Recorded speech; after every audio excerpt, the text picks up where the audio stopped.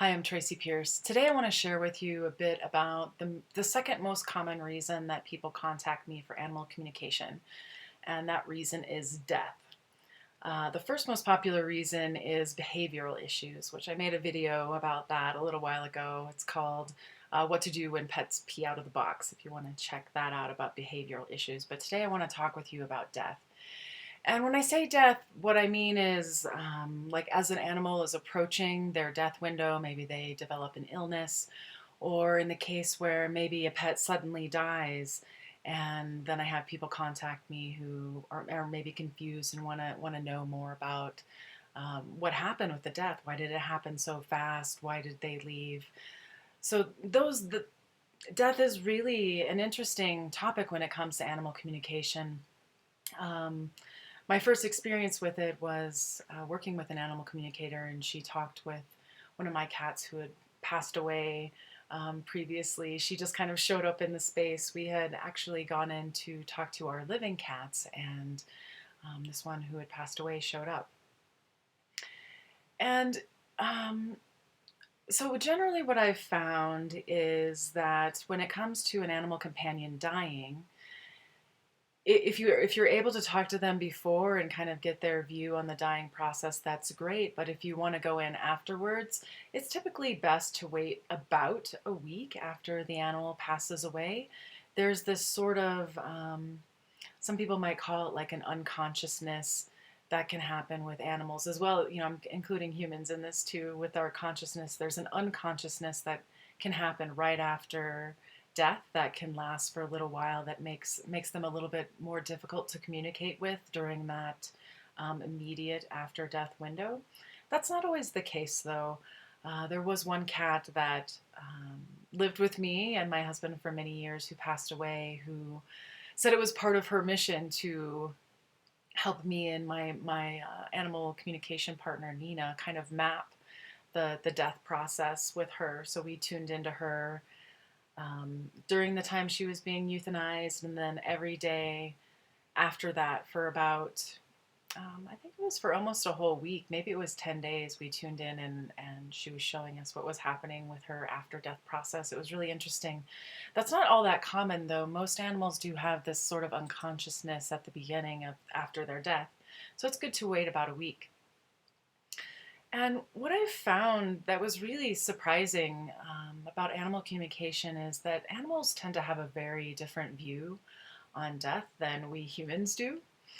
When I first embarked upon an animal communication kind of practice, I had my practice partner Nina, and what we did was we created a list of all of our past pets from childhood on, and I think we each had a list of at least 40 pets that we wanted to talk to. And it was really surprising what, the animals talked to us about their lives, but a lot of them also talked to us about their death process. And it was really interesting to see how they viewed it completely different from how humans generally view death. So one of my cats, her name was Seeker, and she passed very quickly. It was like she was sick, and I took her to the vet, and within 2 weeks, I took her back to the vet, and she was very seriously ill, and she died. It was very fast, and Seeker was a very, very special cat to me. I don't know if any of you have had the experience of feeling like a pet is your best friend, but she and I really went through some hard times together, and I was very, very bonded and very attached and connected to her. And so it was really difficult for me for this death process to happen so quickly. And when I asked her about that, she said, it had to be that way, Tracy, because you were so attached to me that if it would have been a long, drawn out illness, you would have spent all your time, all your money, all your energy trying to make me better. And my mission with you was done. It was time for me to leave. And so it had to happen quickly, so that basically she said, on my account, it had to happen quickly, so I could let go and not get so wound up in her death process, because she was right. She's exactly right. That's exactly what I would have done. I would have done anything to save her life. And so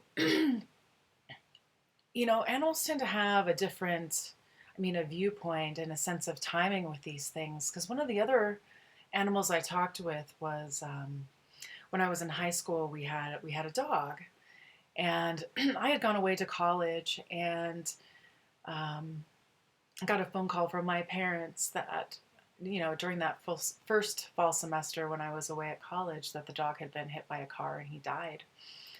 And I didn't feel tremendously attached to this dog. I always felt like this dog was more of my dad's dog. But we did go back in and talk with the dog about what had happened, and he actually said that he was done with this life, and that he had run out in front of the car on purpose, and it wasn't an accident. And he had, again, it's interesting because animals sometimes have a very um, I don't think attachment is quite the right word, but they definitely have a mission. Most of them do, domestic animals especially, when they come into their world with their humans. And a lot of times when they feel that their mission is done, they just leave. And they do that through the death process, right? So that was one of the things that this dog had said was, my mission was done. I ran out in front of the car because it was time for me to go. It was very, very surprising to me because, my parents were very upset about it, of course, and, they had a very different viewpoint of what had happened than what the dog did. And perhaps the most impactful story that I have is relating to the death process is I had two cats when I was, let's see, how old was I? Early 20s. I had adopted them from a woman, and their names were Pan and Coco. And they were quite young, and they were I think they were litter mates. They were very attached to each other either way. And what had happened was there was a fire in my apartment. I lost pretty much everything I owned, and both of the cats died as well.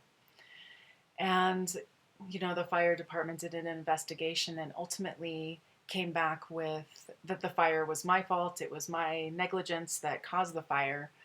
So there was this just like tremendous guilt and shame that I felt over the death of these cats, because I, felt like I was the one who had caused the death, and it was terrible. And, they had both died of smoke inhalation. And I felt extremely fearful to go in and talk with these cats about what had happened and what they, what terrible things they might say about me, about how I was a terrible caregiver, or something like this. And so I know that Pan and Coco were ended up being way down on the list of animals of past pets that we ended up talking to, because I was so afraid of what they might say to me.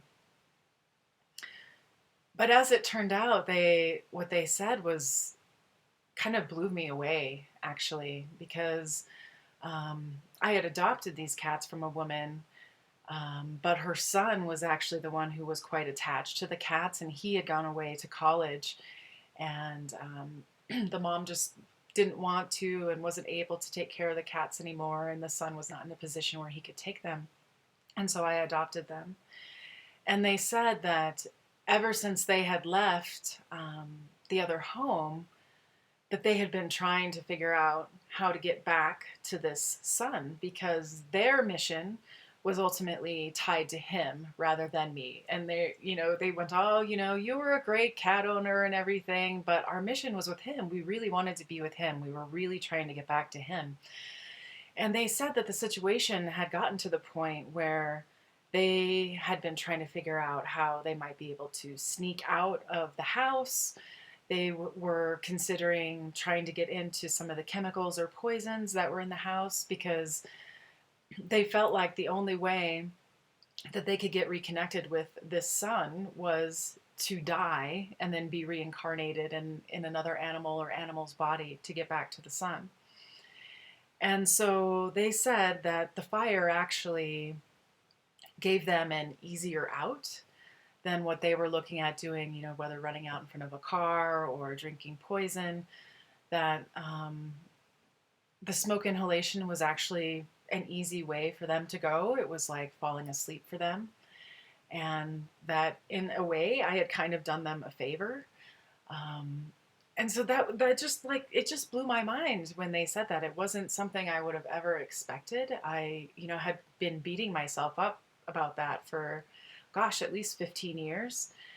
And, it was just mind blowing the way they had this different viewpoint on the way death had happened and what they thought about it. So, this issue of death, I've really through animal communication come to see how we as humans view it completely differently in most cases from animals. In fact, of all the dead animals that I've talked to, and there, I'm not even sure how many it is at this point. It's quite a lot. I've only ever had one animal tell me that they were unhappy about the way they had died or feeling upset at their owner about it because their perception really is just tremendously different. And, I guess I want to put it out there that if you're fearful of talking to a dead pet or, afraid of what they might say, or a lot of times it's going to be very different from what you might expect. And you might really learn something about a different way of viewing death. I know that has certainly been the case for me.